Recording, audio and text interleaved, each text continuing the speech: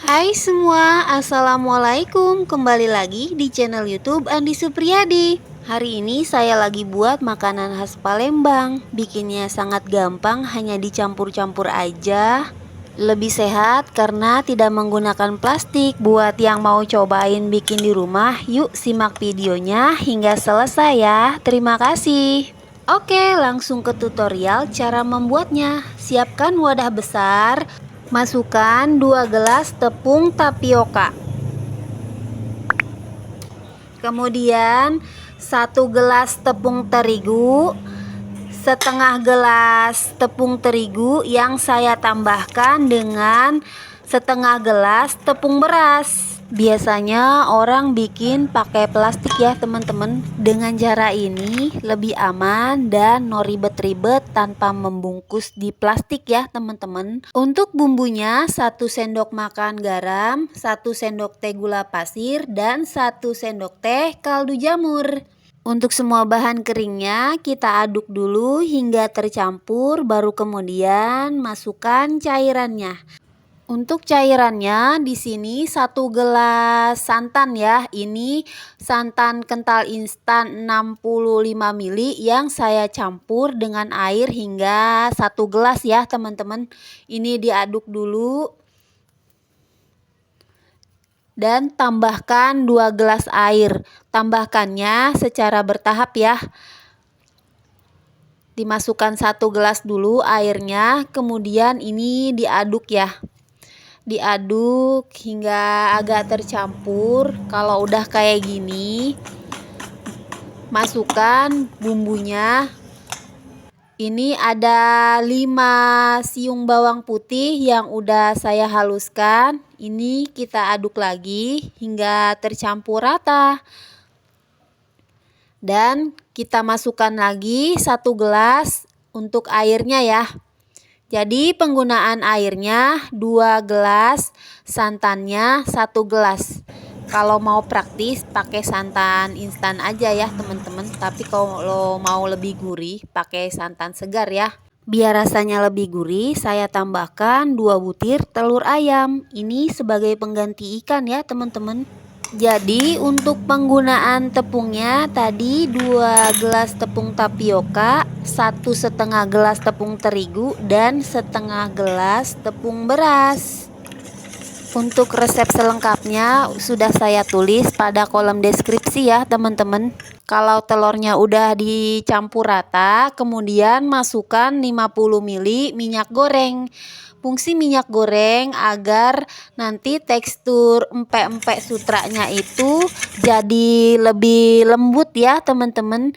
Ini diaduk hingga benar-benar tercampur rata dan tidak ada lagi terlihat minyak-minyak pada bagian atas adonan ya teman-teman.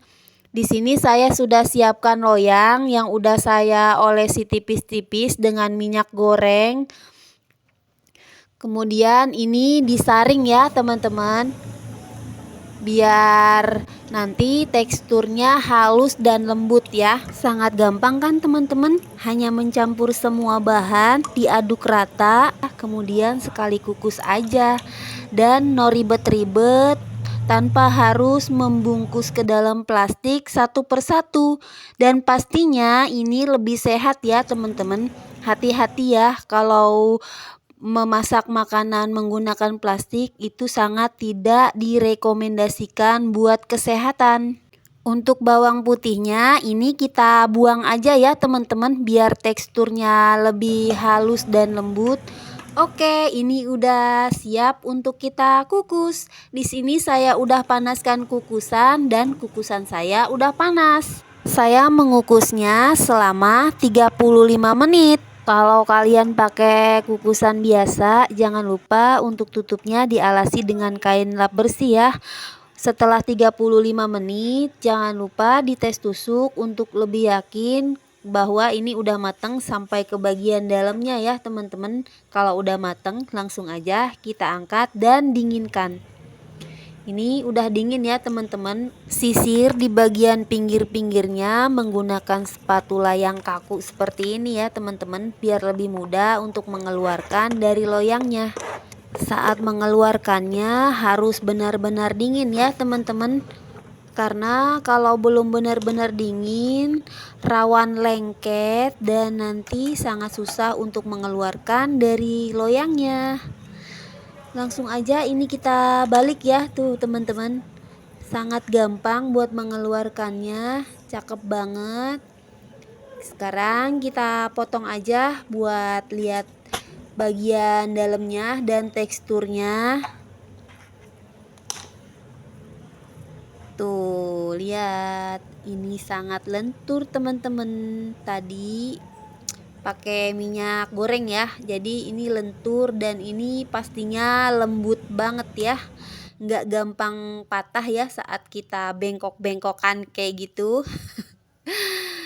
Biar gampang buat menggorengnya, ini dipotong-potong lagi ya, teman-teman. Kayak gini. Lihat, teman-teman.